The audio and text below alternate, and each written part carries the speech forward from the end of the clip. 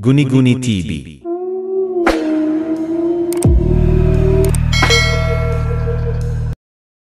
Magandang araw po sa inyong lahat.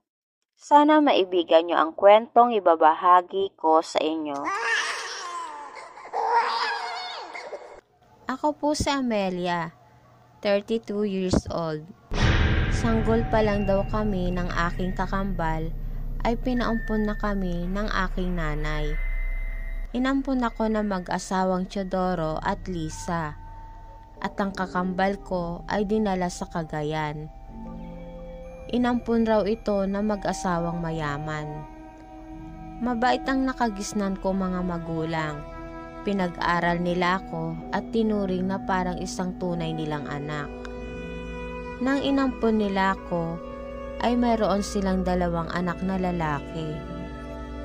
May sariling talyer ang tatay at ang nanay naman ay walang trabaho. Maswerte ako sa kanila. Mahal na mahal nila ako. 10 taon ako noon nang ipinagtapat sa akin ng nanay ko na ampun lang daw ako. Nung nalaman ko yon, sinabi ko sa sarili ko na hanapin ko ang mga magulang ko. Tatanungin ko sila kung bakit nila ako pinaampon. Nalaman ko rin na may kakambal ako. Sinabi ng nanay ko na ang totoo ko raw mga magulang ay ang dati nilang labandera.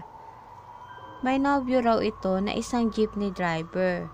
Nabuntis ito ng lalaki. May asawa na raw ang driver. Kaya nung nalaman daw nito na nabuntis niya ang totoo kong nanay ay nagtago na ito at hindi na ito muling nagpakita sa nanay ko. Tumira raw ang nanay sa isa niyang kamag-anak. Nang nanganak na ito, ay pinaampon niya ang kakambal ko sa mag-asawang mayaman. Dinala raw ng mag-asawa ang bata sa probinsya ng Cagayan. At ako naman ay pinaampon sa mga nakagisnan kong magulang. Wala raw kasing trabaho ang totoo kong nanay.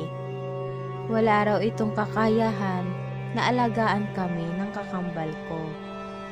Habang nagkakaisip ako, gustong-gusto kong malaman kung anong merong buhay ang kapatid ko. Nag-aral akong mabuti at nang nakatapos ako ng pag-aaral at nagkaroon ng magandang trabaho, sinabi ko sa sarili ko na hahanapin ko ang kapatid ko. Alam ng mga umampon sa akin na hinahanap ko ang kapatid ko at ang mga magulang ko. Hindi naman sila nagagalit o nagtatampo. Tinutulungan pa nga nila akong maghanap sa totoo kong pamilya. Sinamahan ako ni nanay kung saan nakatira ang kamag-anak ng totoo kong nanay. Sinabi nila na simula daw nang pinaampon kami ng kakambal ko, ay wala na silang balita sa nanay ko. Binigay na lang ng kamag-anak ng totoo kong nanay ang address ng umampon sa kapatid ko. Agad akong lumuwas ng Cagayan. Hindi naman mahirap hanapin ang address na binigay sa akin. Agad kong natagpuan ito. Nalungkot ako sa sinabi ng isang babae na hindi na daw doon nakatira ang mga umampon sa kakambal ko. Lumipat na raw ang mga ito sa itaas ng bundok. Pinagbili raw ng mag-asawa ang bahay at lupa nila at sa itaas ng bundok sila nagpatayo ng bahay. Bihirang-bihira raw bumaba ng bundok ang mag-asawa. Pati rin daw ang babaeng ampon nila. Sinabi ko sa kanila na kakambal ko ang ampon ng mag-asawa. Nakiusap ako sa kanila na pwede ba nila akong samahan sa itaas ng bundok para makita ko na ang kapatid ko. Walang may gusto na samahan ako. Nagtaka ako kung bakit. may isang matanda na lumapit sa akin. Maggagabi na raw, delikado na raw sa daan, kaya ipagpabukas ko na lang daw ang pagpunta sa itaas ng bundok. Inalok ako ng matanda na sa bahay muna nila ko magpalipas ng gabi. Hindi agad ako nakatulog ng gabi na yon. Naisip ko na bakit sa itaas pa ng bundok naisipang tumira ng mga umampon sa kakambal ko. Kinabukasan, madilim pa lang ay gumising na ako. Nakita ko ang matanda na umiinom ng kape sa balkon ng kanilang bahay.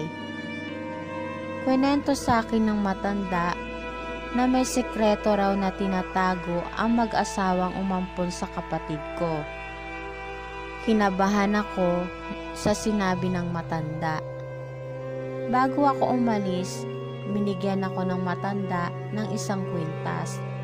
Panlaban raw yon sa masamang espiritu. Sinabi ng matanda na malaki raw yung bahay. Nasa paanan ka pa lang daw ng bundok ay matatanaw mo na ito. Habang naglalakad ako, nagtatanong-tanong ako sa mga nasasalubong ko. Tinatanong ko sa kanila kung saan ang daan papunta sa itaas ng bundok. Hindi sila sumasagot, kaya nagpatuloy na lang ako sa paglakad. Mga 2 oras na siguro ako naglalakad. Malapit na ako sa itaas ng bundok nang may nakita akong isang babae. Kamukhang kamukha ko ito. Napakahaba ng buhok at maputla ang kulay nito. Napaatras siya nang nakita niya ako. Napaiyak ako sa sobrang saya. Sa wakas, nahanap ko na rin ang kapatid ko, ang sabi ko sa isip ko. Nagtataka siya, hindi niya siguro alam na may kakambal siya. Lumapit ako sa kanya at agad ko siyang niyakap. Sinabi ko sa kanya na kapatid ko siya. Agad niya akong hinila. Pumasok kami sa isang kuweba. Kailangan daw naming magtago doon, baka may makakita raw sa amin. Kwento ng kapatid ko, dalaga na raw siya nang nalaman niya na ampon siya. Pero hindi niya alam na may kakambal siya. Sinabi niya sa akin na umalis na raw ako. Mapapahamak lang daw ako. Nagtataka ako sa mga sinasabi niya. Aswang raw ang mga umampon sa kanya. Nalaman daw niya ito nang 18 years old na siya. Simula daw nang nalaman niya na aswang ang mga umampon sa kanya, ay hindi na siya pinalalabas ng bahay. Kinukulong siya sa isang kwarto at lagi siyang sinasaktan ng nakilala niyang tatay. Tuwing sumasapit daw ang kabilugan ng buwan, ay may pinapainom sa kanya na dugo. Binantaan pa siya ng mga magulang niya na papatayin siya ng mga ito pag may nakaalam ng sekreto nila. Nalaman rin niya na kaya siya inampon ng mag-asawa ay para meron sila mapagsalinan ng lahi nila. Nauubos na raw kasi ang lahi nila sa mundo.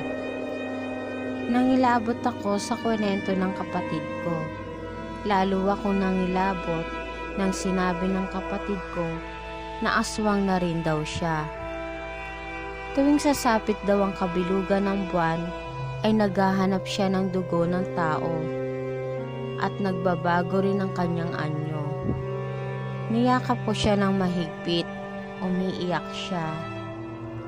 Nang nalaman kong aswang ang kakambal ko, natakot ako, pero nangibabaw ang pagiging magkapatid namin, kaya nawala lahat ang takot ko sa kanya.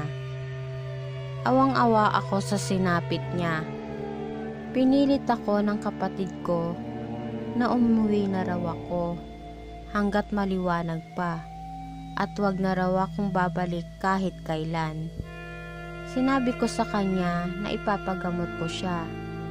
Aswang na raw siya, hindi na raw mawawala ang pagiging aswang niya. Nagpasya na ako na bumaba ng bundok. Naisipan kong humingi ng tulong para makuha ko ang kapatid ko sa mga umampon sa kanya. Nilingon ko ang kakambal ko, umiiyak ito. Habang naglalakad ako, hindi ko na alam ang pabalik papunta sa paanan ng bundok. Kinabahan ako, dumidilim na sa paligid. Binilisan ko ang paglakad hanggang sa inabot na ako ng gabi sa daan. Nagulat ako nang biglang may lumitaw sa harapan ko na isang babae at isang lalaki. Pulang-pula ang mga mata nila. Napasigaw ako sa sobrang takot nang biglang nagbago ang anyo ng dalawa. Naging aswang ang mga ito. Parang mawawalan na ako ng malay sa sobrang takot. Sasakmalin na sana nila ako nang biglang humarang ang kapatid ko. Natigilan ng dalawang aswang. Galit na galit ang mga ito. Sa sobrang galit ng dalawang aswang ay pinagtulungan nilang sakmalin ang kapatid ko. Sigaw na ako ng sigaw, lalo nang nakita kong puro sugat na ang kapatid ko. Maya-maya lang, may narinig kaming mga tao na sumisigaw, kaya mabilis na tumakbo papalayo ang dalawang aswang. Humingi ako ng tulong sa mga taong sumisigaw. Agad nila kaming tinulungan ng kapatid ko. Sinabi ng mga tumutulong sa amin na may hinahanap sila mga mountain climber. Naligaw raw ang mga ito. Marami ng dugo ang nawala sa kapatid ko, kaya sa daan pa lang ay namatay na to. Para akong mababaliw ng mga oras na yon. Nagsumbong ako sa mga pulis. Pinuntahan nila ang itaas ng bundok. Nakita nila ang mga umampon sa kapatid ko. Hindi nila kinulong ang mga ito. Wala raw akong ebidensya na sila ang pumatay sa kapatid ko. Kaya pinakawalan din nila ang mga ito. Wala akong magawa ng mga oras na yon, kundi umiyak na lang ng umiyak. Nagpasya ako na pagkatapos kong ipalibing ang kapatid ko, ay babalik agad ako sa mga umampon sa akin. Bago ako umalis, nalaman ko na napatay ng taong bayan ang mga umampon sa kapatid ko. Nakita raw ng mga ito na pinatay ng mga aswang ang mga taong hinahanap nila. At dito na po nagtatapos ang aking kwento. Salamat po.